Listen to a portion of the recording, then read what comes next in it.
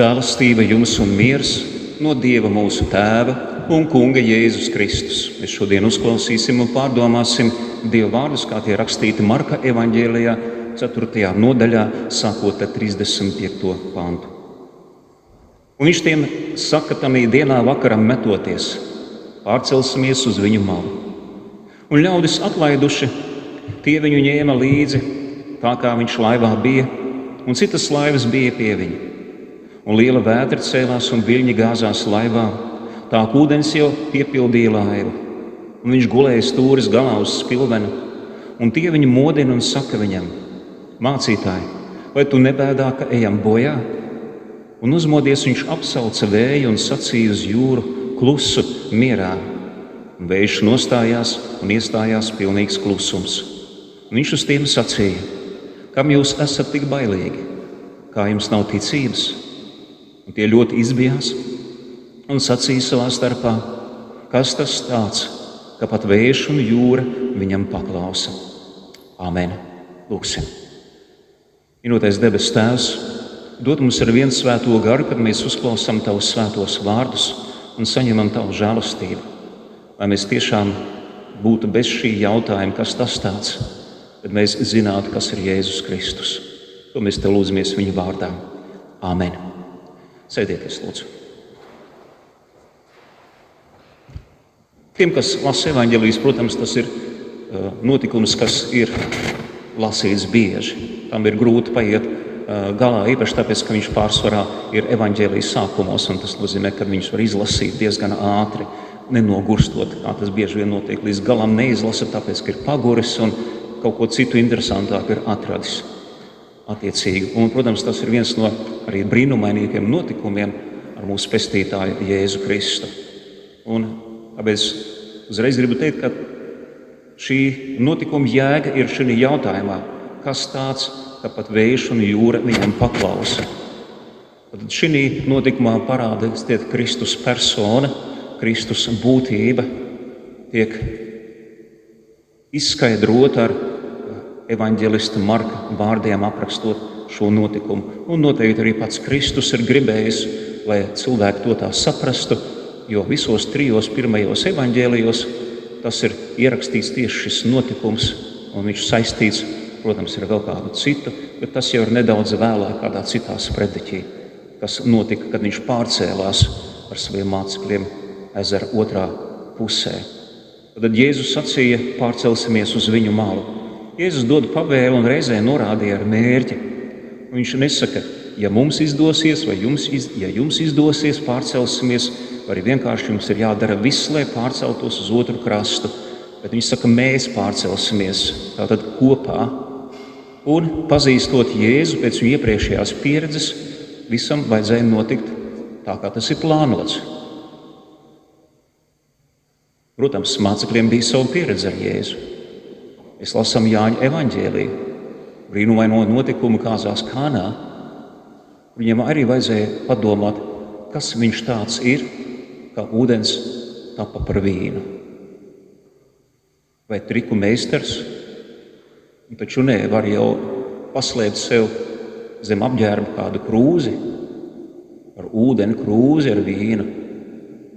Bet 6 lielos šķīstamā ūdens traukus iepeši piepildīt un nomainīt pa ceļam, kamēr atnes to līdz galdam, tas ir tikai un vienīgi mums jādomā, ir tur kādi pārdabiski spēki ir iejaukti, bet kā mēs redzam, mācekļi vienmēr ir kūtri. Viņi ir kūtri ticēt sākumā, kūtri ticēt arī beigās. Kūtri ticēt, kad sievas liecina viņam par to, ka viņš ir augšām cēlies. Tātad, lūk, pārcelsimies uz viņu malu, un dažas tehniskas ziņas par šo ezeru. Toreiz viņu sauc Galilejas jūra, vēlāk Galilejas ezers, tad viņu sauc Tiberija jūra, kāda imperatora vārdā, un tagad viņu sauc pazīst par Kineteretes ezeru. Tas ir tas pats atvasinājums no vārda Ģeneceretes. Lūk, šādā veidā tātad viņu pazīst mūsdienās. Un mūsdienās viņa garums ir apmēram 21 kilometrs. Tas, protams, ir atkarīgs no ūdens līmeņa. Mēs noprotam, kad viņš ir augstāks, viņš ir nedaudz garāks, kad viņš ir zemāks, tad viņš ir nedaudz īsāks.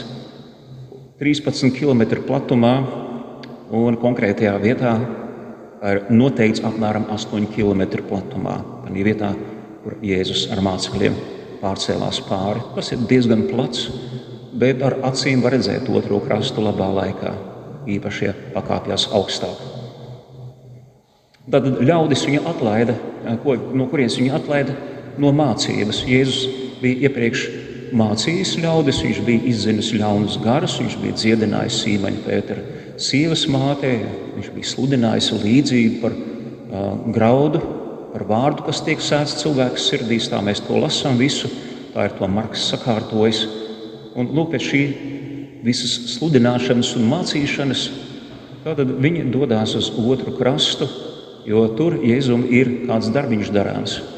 Kā jau teicu, tas ir kādu citu reizi, tāds nopietnas darbiņš darāms. Un, protams, ka viņš ir pārguris. Viņš ir pārguris, un bez nekādas pauzes, tieši tā kā viņš no laivas sludināja un mācīja, tā arī viņš dodās ar mācekļiem un citām laiviņām, un tās laivas nav lielas. Ir atrasts kāds vraks šī ezerā, un viņa bortu augstums ir apmēram 1,7 metri. 1,7 metri tā augstākajā vietā. Tas ir it kā daudz un it kā maz. Kāpēc? Tāpēc, ka tad, kad nāk kāda vētra, tad šie borti ir pārāk zemi, lai viļņi tur neiet pāri. Un vētras notika toreiz, un vētras arī notiek arī tagad. Klausījos kādu stāstu par šo ezeru. Kāpēc tas tā notiek? Tāpēc, ka vidusjūras gaiss, viņš nāk pāri kalniem un atdziest. Bet Galilejas ezers, kas atrodas zem jūras līmeņa, ir pazīstams kā tā, kur silts gaiss sakrājās, tā kā tādā traukā, tur esot pat subtropisks klimats šī ezera apkārtnē. Un kad sajaucās šis vidusjūras mitrais un atdzesētais gaiss no rietumiem vai no ziemeļrietumiem sajaucās ar šo silto Galilejas apkaismes gaisu, tad izveidojās turbulences, virpuļi, kas saceļ un izveido augstus viļņus, un diezgan pēkšņi un negaidīti, ja mūsdienās vēl ir kārtīgi kuģi, kārtīgas laivas, motorlaivas parasti diezgan ātri var nokļūt atpakaļ krastā, tad tajos laikos tās bija buras vai tie bija airi attiecīgi, un tā nokļūšana krastā, īpaši tu bija pašā vidū, bija diezgan sarežģīta. Mācekļi, protams, zināja par to, kāds šīs vētras ir. Viņiem tā nebija pirmā reize noteikti, ka viņi iekļuva, zinot, kā apustuļi Pēteris un Andrejs bija jau gados, bija jau precēti, un viņi bija jau kopā ar Jāni un Jēkabu. Jānis bija jaunākais no visiem, un Jēkabu bija pieredzējuši zvejnieki. Protams, ka viņi zināja, ko un kā darīt. Viņi zināja, ka jāsmeļ ir, viņi zināja, kā jātur laiva ir vētrai pretī, un ja viņas bija nobijušies, ja viņi bija tie, kas nāca un sauca Jēzu, ja palīdzi, mēs ejam bojā, bet tiešām nerūpējies par to, ka mēs aiziesim bojā, tad acīmredzot šī vētra izcēlās ar savu īpašo viļņu augstumu, ar īpaši bangojošām šīm viļņu galotnēm, kas piepildīja laivu, un viņi vienkārši nespēja to izsmelt. Tātad viņi redzēja, ka laiva piepildās un pamazām, un to var viegli izkalkulēt, ja tu smelt to ārā un redzi, ka viņa ūdens kļūst ar vien vairāk un vairāk un vairāk, tad tu zini, ka pēc kāda laika laiva būs pilna. Nu, lūk, tātad šī lielā vētra sacēlās, un Jēzus pa to laiku gulēja uz spilvena. Un ko mēs šeit ieraugām, ko evaņģēlists grib mums pateikt? Viņš grib skaidru un gaišu mums norādīt, ka Kristus ir arī patiesas cilvēks. Tāpēc, ka kristīgās baznīcas jau pašos pirmsākumos bija parādījušies dažādas maldīgas mācības, kas gribēja uzsvērt Kristu kā vainu cilvēku, kā kādu lielu pravieti, kā par to liecināja mācekļi, kas gāja ceļā uz Emausu, prom no Jeruzalemes, un viņi sacīja, mēs domājam, ka lūk liels pravietis, un Dievs bija ar viņu, bet redz, viņu nonāvēja, un tagad tādas baumas ceļās, ka viņš it kā esot augšām cēlies. Tātad daudzi tādi ir, kas grib viņā redzēt tikai cilvēku, un cēlās arī daudzi tādi, kas viņā gribēja redzēt tikai Dievu, kurā nav nekā cilvēcīga, tikai ārējais izskats, tikai tā forma, kurā redzama, bet patiesībā arī pat tā nav tverama. Bet tikai ir tāda ilūzija, ko šis dievišķais gars rada zemes cilvēkiem. Un šeit viņš skaidri norāda, ja Kristus gulēja. Tāpēc viņš bija noguris vienkārši. Tāpat kā mēs nogurstam. Mēs varētu arī saprast, ka Kristus bija spēcīgs cilvēks. Jo spēt izturēt pātagu cirtienus un pēc tam vēl nest kādu laiku krustu, tur vajadzēja būt lielam spēkam. Maz ticams, ka mēs kāds spētu šos 39 sitienus izturēt un tad vēl šo milzīgo krustu vēl uz sevi nest pēc tam. Tad, protams, Kristus, kā jau daudz tā laika cilvēki, staigāja, strādāja fizisku darbu, bija norūdīts. Un tomēr arī visas dienas garumā šī kalpošana ar Dievu vārdu, ar mācīšanu, ar sludināšanu, ar dziedināšanu, ar ļaunu garu izdzīšanu, tā noteikti bija arī nogurdinoši fiziski, un tāpēc vienkārši viņš gulēja. Gulēja tur, kur stūris vīrs atrodas uz nelielu paaugstinājumu, un tāpēc arī tas ūdens arī viņam sākumā neaizgāja līdz viņam, un viņš varēja atpūsties. Tad Kristus, kā patiesas cilvēks, mums šeit tiek parādīts ar īstu cilvēku dabu, nevis šķietam, ar miesu un ar asinību. Un kā vēstules ebrejiem autors arī saka, ka tas bija ļoti svarīgi, ka viņš nāca miesā. Pirmām kārtām jau tāpēc, lai apstiprinātu to, ko pravietis Jesērs sacījis, ka mums ir dots bērns, mums ir piedzimis dēls, tātad cilvēks. Ja, un viņš ir tas, kuru tad sauks mūžīgais tēvs un miera valdnieks, varenais Dievs. Tātad, ja viņš nenāk miesā, ja viņš nepiedzimst, ja viņš ir tikai ilūzija, tad praviešu vārds nav piepildījies. Un tad tas nav Kristus. Tas ir kaut kas cits. Bet, protams, lai piepildīsies ir pravieša vārds, lai tā nebūtu Dieva zaimošana, ka viņu sauc varenais Dievs, mūžīgais tēvs, miera valdnieks. Jo, ja kāds nav Dievs un viņu tā sauc, tā ir Dieva zaimošana. Ja kāds domā, ka tā vēl varētu būt un Dievs to varētu tā vienkārši paciest šādos svarīgos jautājumos attiecībā par Kristu, atcerēsimies, kā ķēniņš Hērods, šeit nevienu pat pirmo, bet otro nākamo ķēniņu, kurš devās pie feniķiešiem un kur viņš šī pilsētā sagaidījumu sauc, viņš ir Dievs. Šī nav vienkārši cilvēka runa, tā ir Dieva runa. Un tā kā Hērods bija īstenībā elku kalps, kā jau visi viņa pēc priekšteči un pēcteči, viņš nedeva godu Dievam, kad atskanēja šī ļaužu balss, bet pieņēma sev šo godu. Un rakstīts, Dievs viņu sita. Slimība viņam bija, tārpi viņu saēda. Tāpēc, ka Dievu zaimoja augstākā mērā. Tātad, lai Kristus piepildītu arī šo Dieva pravietojumu caur pravietu Jesaju, viņam jābūt arī patiesam Dievam, īstam Dievam, jo ja viņš nav īstais Dievs, viņu nedrīkst saukt par mūžīgo tēvu, vareno Dievu un miera valdnieku. Un tas ir otrs, kāpēc evaņģēlists Un citi arī evaņģēlisti un apustuļi, tātad Matejs gribēja parādīt tieši šo notikumu, ka Jēzus pieceļās augšā un apsauc jūru, apsauc vētru. Pie tām kā nevis izveidot kādu maģisku rituālu, jo noteikti pagāni zināja, kas tur jādara. Mēs zinām, ka pagāni lieto lietus dējas, lietus rituālus.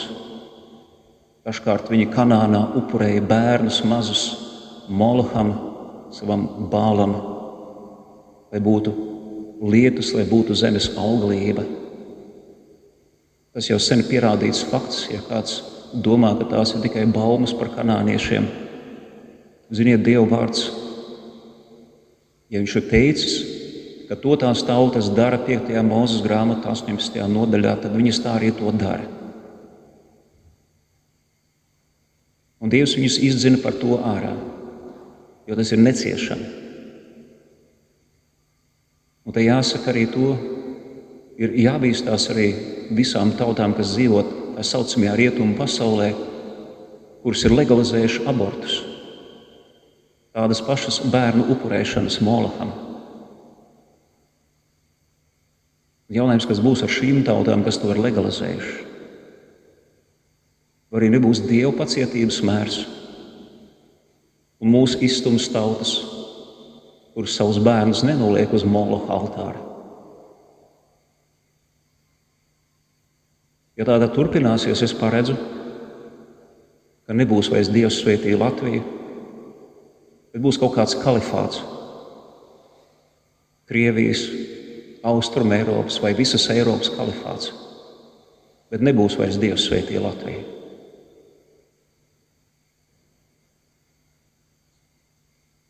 Un lūk, tātad svarīgi ir izprast, ka Kristus ir patiesas Dievs un patiesas cilvēks, kad viņš saka vētrai klusu mierā, un tas notiek. Tad uzreiz mēs saskaramies tieši ar šo svarīgo jautājumu, šo atbildi. Tātad, kas viņš ir? Un Dieva vārdi mums jau to norāda. Mācekļiem tāpat kā arī mums vajadzētu arī zināt psalmus, viņus lasīt un pārlasīt. Un 50 un vairākos psalmos tad mēs lasām, kas tad ir tas, kas valda pār jūru un pār vētru un pār vējiem. Ir kādi, kas maldīgi saka, ka šo vētru sacēla Sātans, paredzēdams, ka Jēzus dodās uz otru pusi ar nolūku Sātanam darīt kaitējumu. Redziet, māsas un brāļi, ja tas ir tā, tad šeit netiek pierādīta vairs Kristus dievišķība, bet tikai tas, kas iepriekš bija jau pierādīts, ka Jēzum ir vara izzīt ļaunus garus. Un šī gadījumā viņš apklusināja Sātanu un nevis jūru un vēju. Ja apklusinot Sātanu, kurš izsaceļ šo vētru, tad arī vētra izbeidzās. Bet tā tas nav. Viņš neteica Sātanu atkāpies, viņš neteica Sātanu klusu, liecies mierā. Viņš apsauca jūru, viņš apsauca vēju. Tātad viņš apsauc tos elementus, kuriem mēs cilvēki varam runāt uz viņiem, cik gribam. Un teikt, lietu nelīsta vai otrādi. Sauss ir pārāk laiks, lietus līsti, un bēvams pa nakti, kad tas mums netraucē. Jo pa dienu mums ir jāpriecājās par skaisto zālīti, jauko laiku. Vieni uz pludmali, citi uz ezeru, citi uz upīti, citi darbā. Kāds vēl saka, šeit baznīcas tornī ir ļoti karsti remontēt, lai mākonis noklāja visu. Un ziniet, var miljonus reizes pateikt to, un tas nenotiks. Un kad mums saka, būs virpuļu viesulis, tu vari teikt, cik tu gribi, var muti sausu padarīt, dabūt kaklā ieskaisumu un klepu, un nekas nenotiks.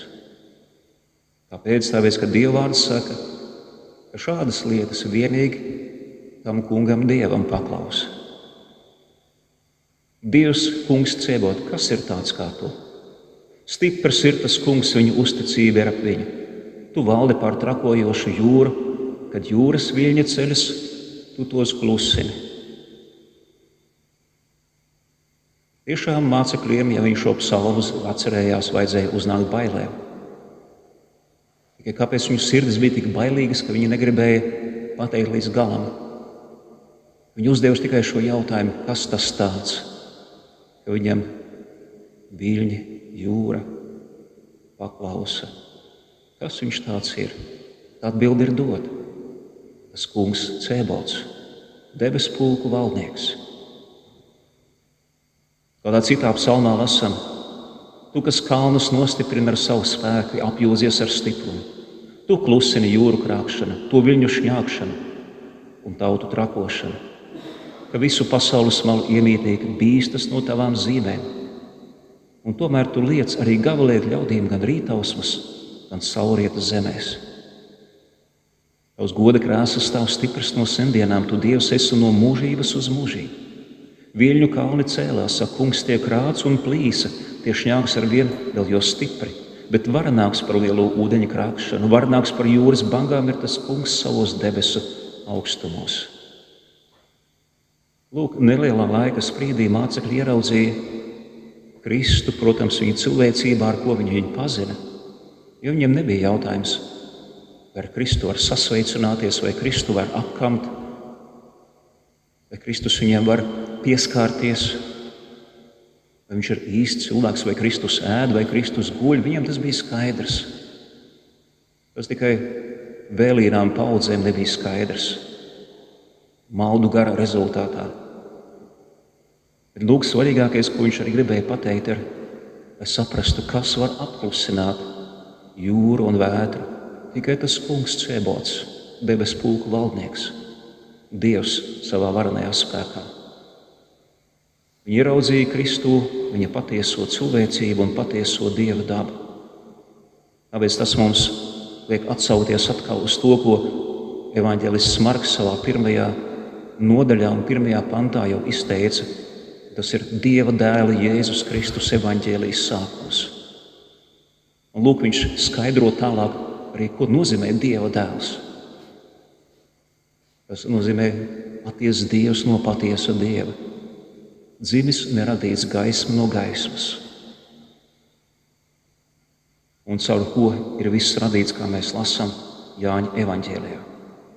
Tāpēc mēs šo un citu liecību dēļ arī apliecinām kungu Kristu kā īstu cilvēku un īstu Dievu, tā pilnīgajā nozīmē.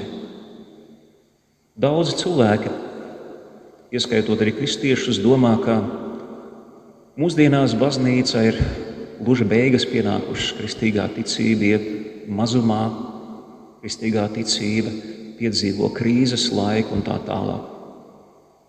Un skatoties, protams, uz rietumu zemēm, to tā arī var pateikt droši, jo tā arī apmēram ir apmeklēti Dieva nami rietumu pasaulē.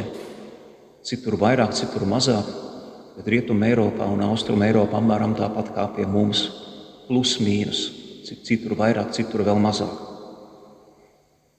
Varētu teikt, it kā mēs ejam bojā, it kā mēs pazūdam. Un tomēr tā tas nav. Tāpēc, ka Jēzum Kristum pirmām kārtām rūp, ka viņu draudze neiet bojā. Viņš jau deva viņai apsolījumu. Kad draudze apliecināja, tu esi Kristus dzīvā Dieva dēls, viņš atbildēja, to tev neatklāja miesas un asinis, bet mans debesu tēvs. Un viņš sacīja, ka šo draudzi, Elles vārti neuzveiks. Vārti šeit arī īpaša nozīme šajā apsolījumā ir. Vārti ir tā vieta, kur tiek spriesta tiesa senos laikos, kur tiek spriests pilsētas pasākumi, kur tiek spriests tātad, ko darīt, ko nedarīt, visādi aktuāli jautājumi. tika kalti plāni, tāpēc, ka vārtos bija liela rūme, kur sēdēt vienkārši. Liela vieta.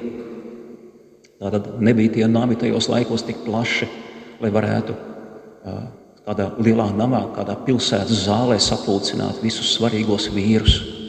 Tāpēc senos laikos tā bija vārtu apakšējā daļa, kur bija diezgan plaša, un daudzi svarīgi vīri, tā saucamie vecie, sapulcējās un lēma un sprieda un tiesāja.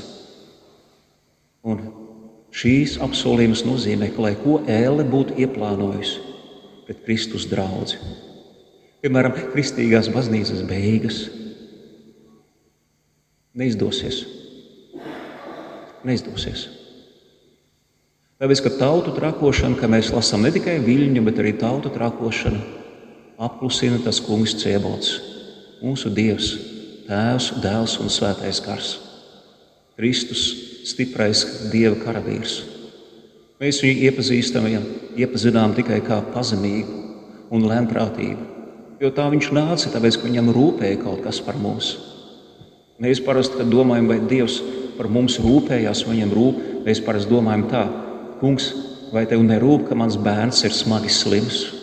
Mēs nedomājam par vienkārši saslimšanu, bet tādu nopietnu saslimšanu. Kāds teica, aizej tikai uz bērnu slimnīcu un tev ticība uz Dievu pazudīs. Un man jāsaka, kas aiziet uz bērnu slimnīcu un ticība viņam pazūd, viņam viņa nekad nav bijusi. Kāpēc? Tāpēc, ka ticība ir pārliecība par neredzamām lietām, kuras ir īstas un patiesas. Tā ir pārliecība. Un pārliecību nevar nec jūras viļņi, ne slimības, ne nāves, ne ciešanas nevar likvidēt. Otrs, viņš saka, kungs, vai tev nerūp, ka man laulība sabrūk? Kungs, vai tev nebrūk, ka draugi man pametuši? Kungs, vai tev nerūp, ka man naudas nav vairāk? Jā. Kā gan Dievs tu tā var atļaut? Tas tā notiek. Kungs, vai tev nerūp, ka es smagi saslimis un nevar tikt vesels nekādīgi? Kungs, vai tev nerūp, ka es darbu zaudējis esmu? Tas, protams, ir ekvivalents naudai. Tikai dažreiz mēdz būt darbs, kuras rezultāts ir maz naudas. Un tās vienmēr pietrūkst. Tā mēs parasti aicinām, kungs, vai tev nerūp, bet ziniet, kas kungam rūp? Viņam rūp tavu mūžīgā dvēsele. Viņam rūp, ka tu un es un visi mēs nenonākam soda vietā. Viņam tas rūp, jo Elle ir reāla. Elle nav izdomājums, lai baidītu kādus. Elle ir patiesa soda vieta. Un tā ir mūžīgā soda vieta. Tas nav īslaicīgi. Tam nav beigas. Kāds saka, mūža ieslodzījums ir sliktāks par nāves sodu. Nē, tur beigās vienalga ir atbrīvojums no tā. Cilvēks nomirst. Bet no Dieva soda mūžībā nav vairs izējas. Tāpēc, ka ir nospriests un nolemts un nav vairs nekas grozāms. Tāpēc Dievam rūp tavas un manas dvēseles pestīšana. Un tieši tāpēc, ka viņam rūp, viņš savu dēlu pasaulē sūtīja. Viņš mūsu dvēseles viņam tik ļoti rūp, lai nekas mūsu dvēseles no viņa nevarētu atraut. Un viņš uz to vērš visu uzmanību. Ko tas līdz tavai dvēselē?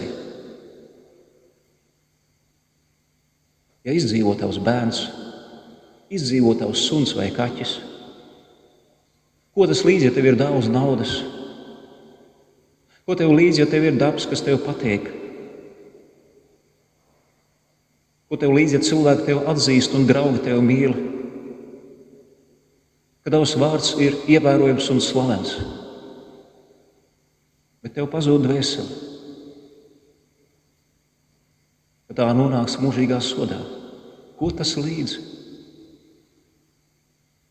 Tāpēc, ka tu šajās patīkamajās lietās gozēsies šī pasaulē īsu laiku, tas ātri paiet. Savu dzīvi paskatoties es pats, tā ir pagājusi kā viena vakardiena. Varbūt ne gluži vakardienu, jo vakardienas diezgan labi atceros vēl. Ne visu, bet diezgan labi. Bet es varu teikt, tā ir pagājis kā pēdējais mēnesis, kur es esmu jau lielāko daļu aizmirsis, kas ir bijis. Bet kāpēc aizmirsis? Tāpēc, ka skatos uz priekšu. Nav laika kavēties atmiņās. Nav laika kavēties pagājušajā. Tāpēc, ka kaut kas svarīgāks mums ir priekšā stāv. Tā ir mūsu sastapšanās ar dzīvo Dievu. Un nevairs caur ticību, bet klātbūtnē. Un ļoti svarīgi, kādā klātbūtnē.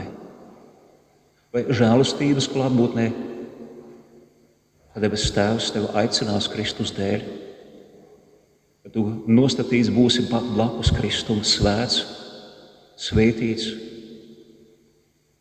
Dieva bērns un ieies mūžīgā godībā.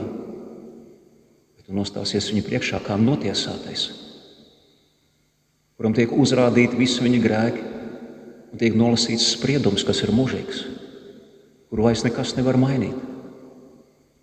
Lūk, cik Kristum tu ļoti rūpi, ka viņš dara tikai to, lai tu vien uz Kristu raudzītos, uz viņu vien cerētu, uz viņa apsolījumiem vien paļautos, viņa krusta nāvi kā pašu dārgāko dāvanu uzlūkot.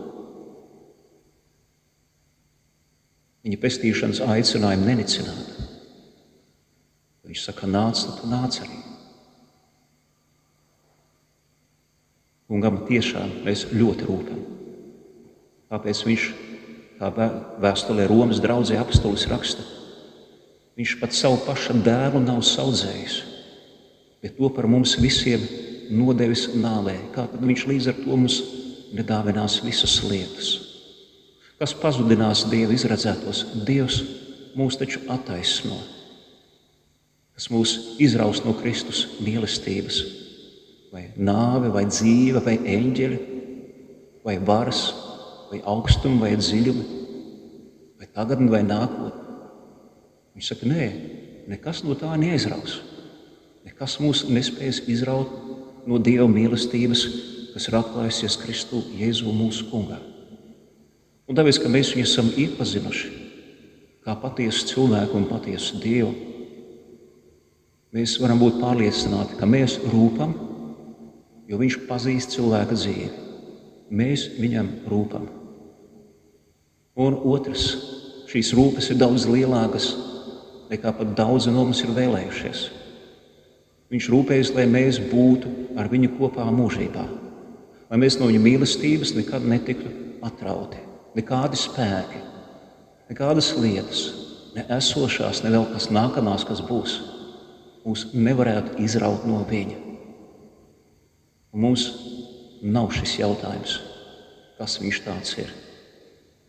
Mums ir skaidra šī atbilde, tā kā Toms to deva nedēļu pēc augšām celšanās dienas, kad viņš nokrita pie Kristus kājām un sacīja, mans kungs un mans Dievs. Āmen. Un visi kopā apliecināsim svēto kristīgo ticību ar apustuļu apliecības vārdiem.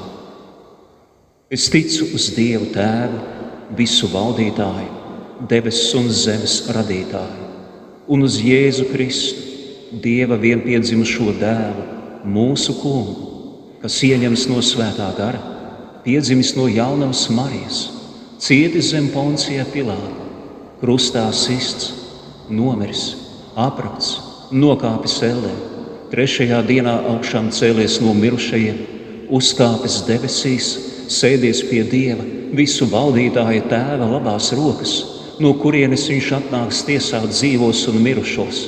Es ticu uz svēto garu, vienu svētu kristīgu baznīcu, svēto sadraudzi, grēku piedošanu, miesas augšām celšanos un mūžīgo dzīvošanu. Āmen. Lūksim Dievu. Gods un slava un pateicība Tev Dievam Tēvam, Dēlam un Svētajam garam. Mēs Tev pateicamies, ka Tu savā lielajā žēlastībā esi mūs uzlūkojis.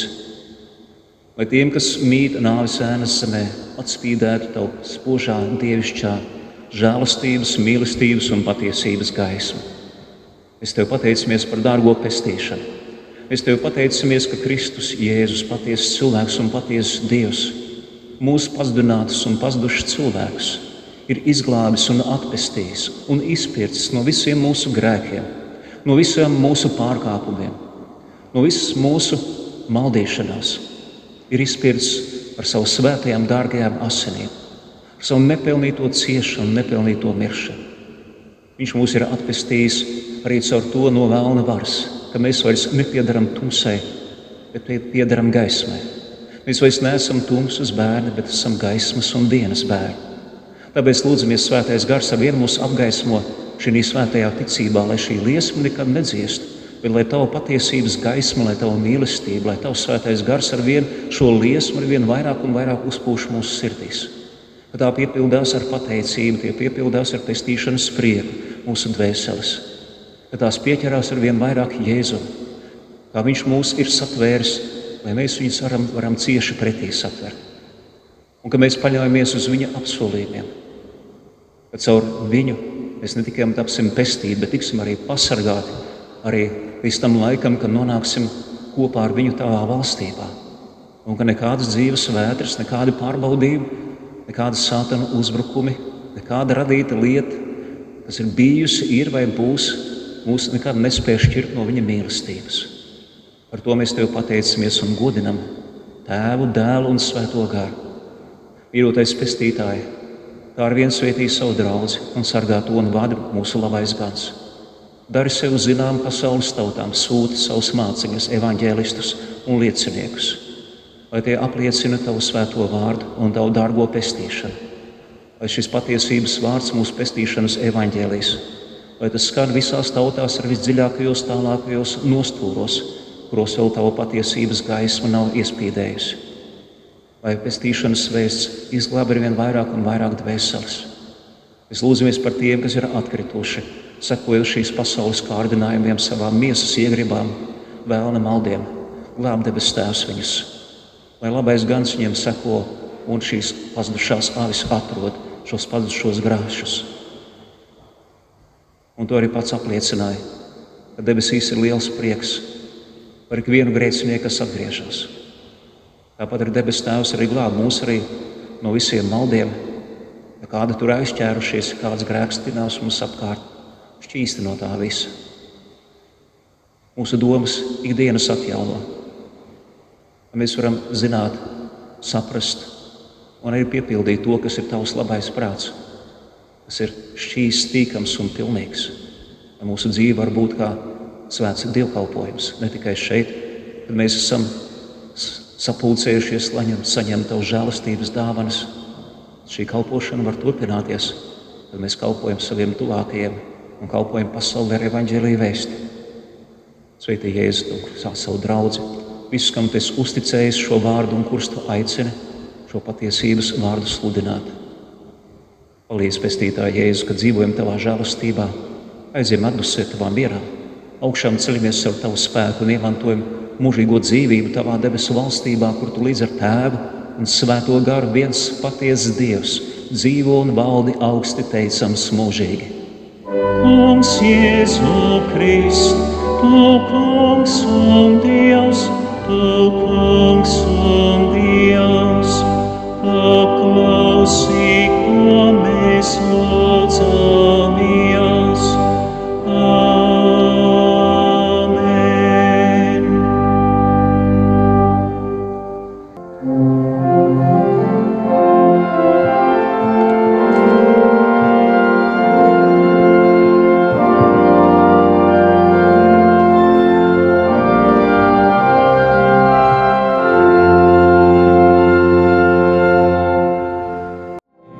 Finish